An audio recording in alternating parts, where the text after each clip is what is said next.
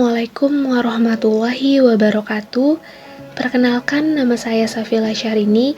Saya mahasiswi Politeknik Negeri Medan, jurusan Akuntansi, Prodi Akuntansi.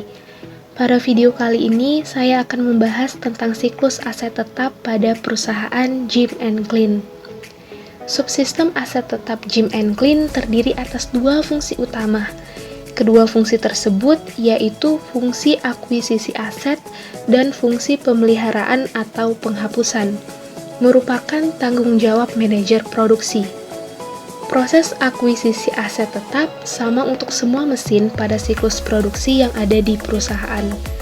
Maka dari itu, saya akan menjelaskan siklus aset tetap ini dimulai dari diagram konteksnya, kemudian data flow diagramnya, atau biasa disebut dengan DFD, dan yang terakhir adalah flow chart.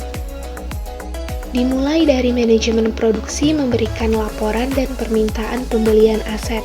Kemudian, sistem melakukan pemesanan kepada vendor atau pemasok. Setelah itu, vendor memberikan salinan faktur dan aset yang telah dipesan. Kemudian, Departemen Penerimaan menerima barang atau aset tersebut sekaligus salinan fakturnya. Kemudian dilakukan transaksi pembayaran ke bank. Selanjutnya, sistem akan memberikan laporan kepada sistem pengeluaran kas untuk diupdate di laporan dan buku besarnya. Selanjutnya adalah data flow diagram level 0. Pada DFD level 0 ini, saya akan menjelaskan lebih rinci mengenai siklus aset tetap berdasarkan diagram konteks yang sudah saya jelaskan sebelumnya, mencakup proses produksi, proses pemesanan, penerimaan, dan penilaian aset tetap.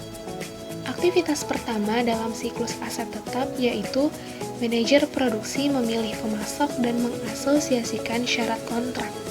Setelah kontrak disepakati oleh sistem, kemudian dilakukan proses pemesanan kepada vendor. Vendor akan mengirimkan salinan pesanan dan pengiriman aset serta fakturnya. Kemudian, Departemen Penerimaan menerima aset tersebut. Setelah itu, manajer mengirimkan satu formulir yang berisi rincian transaksi beserta salinan pesanan pembelian, faktur pembelian, dan kebutuhan modal ke Departemen Utang Dagang di perusahaan, dan mengirimkan laporan penerimaan transaksi ke sistem pengeluaran kas, lalu diupdate. Setelah itu, sistem pengeluaran kas melakukan pembayaran ke vendor.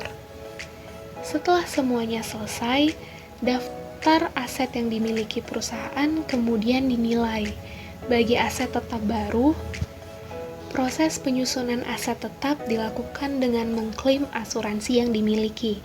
Sedangkan bagi aset tetap yang lama, proses penyusutan dilakukan dengan menghubungi pihak layanan servis yang pembayarannya dilakukan melalui transfer bank. Selanjutnya yaitu data flow diagram level 1. Pada diagram DFD level 1 ini, saya akan menjelaskan secara lebih rinci dari DFD level 0 sebelumnya pada poin 1.0 yaitu proses produksi. Perusahaan melakukan peningkatan jumlah produksi akibat dari peningkatan jumlah pesanan oleh konsumen. Setelah dilakukan proses produksi, dilakukan penilaian aset tetap dengan melihat data master aset tetap yang dimiliki. Selanjutnya, dilakukan pelaporan. Kemudian, dilakukan pencatatan aset tetap yang dibutuhkan yang menimbulkan pencatatan kebutuhan aset tetap, serta penentuan pemesanan aset tetap. Selanjutnya yaitu data flow diagram level 2. Informasi daftar kebutuhan aset tetap dan penentuan pemesanan aset tetap digunakan sebagai patokan untuk melakukan pemesanan aset tetap. Selanjutnya, perusahaan menghubungi vendor guna memesan aset tetap. Setelah proses lebih lanjut, pengiriman pesanan aset tetap dilakukan oleh vendor itu sendiri. Vendor memberikan faktur sebagai bukti pemesanan. Pada hari pengiriman, vendor mengirimkan pesanan aset tetap beserta fakturnya. Selanjutnya yaitu data flow diagram level 3. Faktur bukti pembelian dan pesanan aset tetap beserta fakturnya diterima oleh Departemen Penerimaan. Kemudian formulir-formulir dikirimkan ke Departemen Utang Dagang. Setelah itu, laporannya akan diterima oleh sistem pengeluaran kas. Selanjutnya dilakukan pelaporan aset tetap yang kemudian dilakukan perhitungan aset tetap yang dimiliki, yang menghasilkan daftar mesin, metode penyusutan, dan umur ekonomis aset tetap. Selanjutnya yaitu data flow diagram level 4. Data flow diagram level 4 ini menjelaskan lebih rinci mengenai penilaian aset tetap. Daftar mesin, metode penyusutan, dan umur ekonomis aset tetap digunakan sebagai dasar penilaian kebijakan aset tetap bagi mesin baru. Dilakukan pendaftaran untuk klaim asuransi yang kemudian diserahkan ke perusahaan asuransi. Bagi mesin lama, dilakukan perhitungan penyusutan yang kemudian mengupdate buku besar. Setelah itu, dilakukan proses pemeliharaan mesin lama dengan cara menghubungi penyedia layanan servis yang pembayarannya dilakukan melalui transfer bank. Kemudian laporan tersebut akan dikirimkan ke sistem pengeluaran kas. Yang terakhir yaitu flowchart. Flowchart merupakan gambar atau bagan yang memperlihatkan urutan dan hubungan antar proses beserta instruksinya. Dengan demikian, setiap simbol menggambarkan proses tertentu, sedangkan hubungan antar proses digambarkan dengan garis penghubung atau tanda panah. Siklus dimulai dari manajer dengan menggunakan simbol terminal untuk memulai, lalu menggunakan simbol proses manual untuk manajer memilih pemasok dan menyiapkan kontrak atau pesanan pembelian. Lalu setelah surat kontrak pembelian tersebut selesai, manajer mengirimkan surat tersebut kepada pemasok. Lalu dengan menggunakan simbol proses manual, pemasok memproses pesanan dan membuat salinan surat kontrak dan menyiapkan faktur. Masing-masing surat pemesanan pembelian dan faktur dibuat 2 buah salinan, dan yang aslinya disimpan. Kemudian, kopiannya dikirim ke manajer kembali.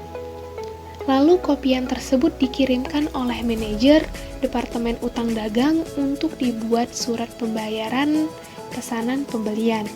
Kemudian, Departemen Sistem Pengeluaran Kas melakukan pembayaran kepada pemasok. Dengan selesainya pembayaran, maka berakhirlah siklus aset tetap yang ditandai dengan simbol terminal.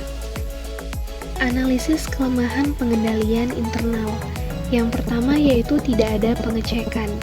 Tidak adanya pengecekan terhadap aset atau mesin yang telah dibeli akan mengakibatkan jika terjadi kerusakan tidak bisa dilakukan retur pembelian. Yang kedua yaitu pencatatan akuntansi. Pada siklus aset tetap ini tidak ada penjelasan yang jelas terkait dengan pencatatan akuntansi pembelian aset atau mesin. Yang terakhir yaitu pemisahan tugas. Pada perusahaan ini tidak ada pemisahan tugas yang jelas pada departemen-departemen seperti departemen akuntansi ataupun departemen penerimaan. Saran perbaikan dari kelemahan pengendalian internal. Yang pertama yaitu dibentuknya departemen pengecekan pada barang yang telah dibeli agar tidak mengalami kerugian pada perusahaan tersebut.